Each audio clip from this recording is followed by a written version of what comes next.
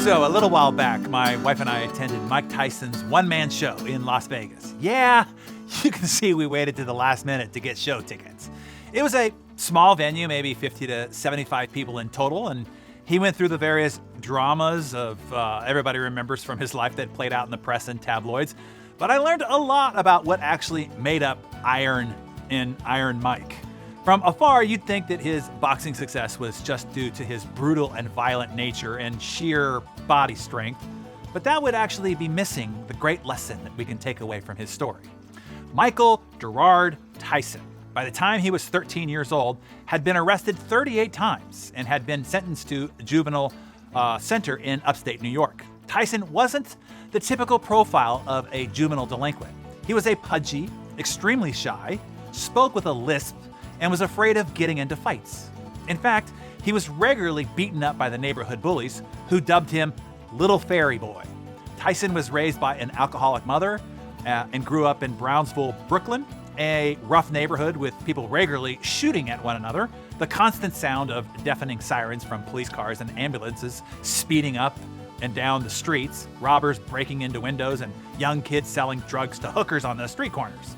Tyson's chances of escaping a destiny of crime, drug dealing, and early death were slim to none.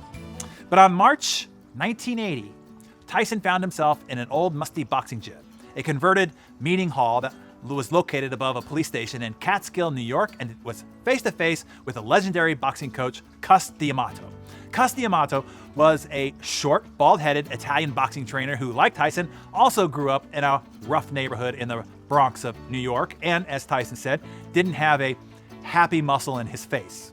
Although D'Amato's resume spoke for itself, he had successfully managed, trained, and bred two heavyweight champions, Floyd Patterson and Jose Torres. After a short sparring session in a small ring, during which Tyson was punched in the nose and was bleeding profusely, D'Amato invited Tyson to lunch at his white Victorian house. It was during that meal that D'Amato turned to Tyson and said, "If you listen to me, I can make you the youngest heavyweight champion of all time."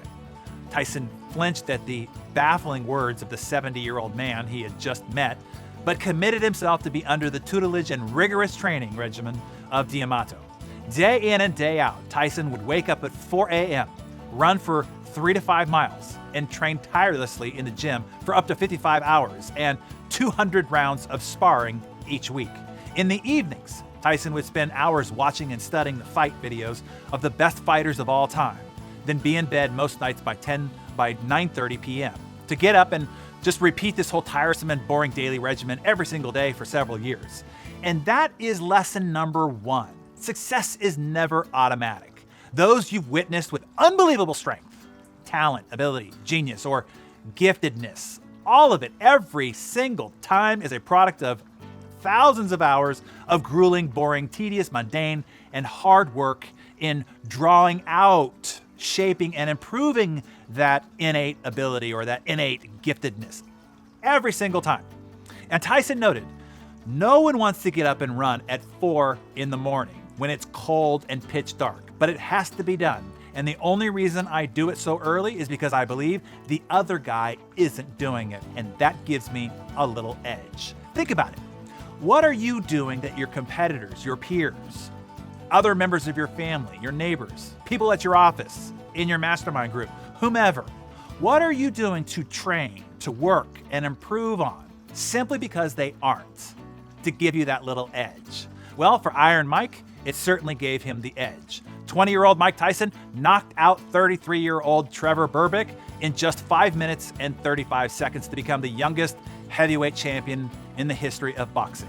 And D'Amato's prophecy did come to pass. By the end of his boxing career, Iron Mike Tyson was inducted into the Boxing Hall of Fame, recognized as one of the greatest boxers of all time.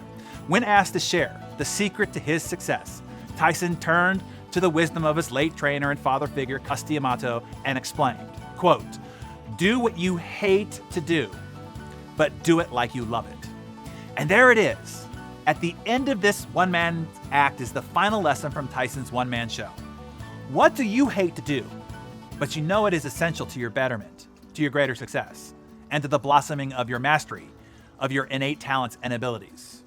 And what I think is the nuanced big tip takeaway here is, Now that you know what it is, do it like you love it. I think that's the big distinction here. So tell us, what do you hate to do? But it's the key to your greater success that you will now do with more love and joy. Declare that in the comments below. Hey, Darren Daily friends, I just want to remind you of something quickly. I just love our Darren Daily on demand. I hope that you're taking advantage of it. It's so great. I know it might seem nuts, but I listen to every Darren Daily on demand episode. I have never missed a one. How many times after one of our morning sessions have you said to yourself, man, I wish I could replay that one over and over, but while I'm mobile, not just sitting in front of my computer? Maybe while you're at the gym or driving or walking the dogs or doing your chores, etc. Yeah, that's what I thought too. That's why I created Darren Daily On Demand, so that it could be just on demand and on the go as a resource. Click a link below to be sure that you are subscribed on the platform of your choice. That way, each new episode will show up in your favorite podcast provider automatically. Oh, and hey, if you are already subscribed and love it like I do, I'd really appreciate it if you'd leave us your 5-star review of it. It helps us spread the better everyday movement to others who might discover us. And thank you in advance. And have a great day, everyone.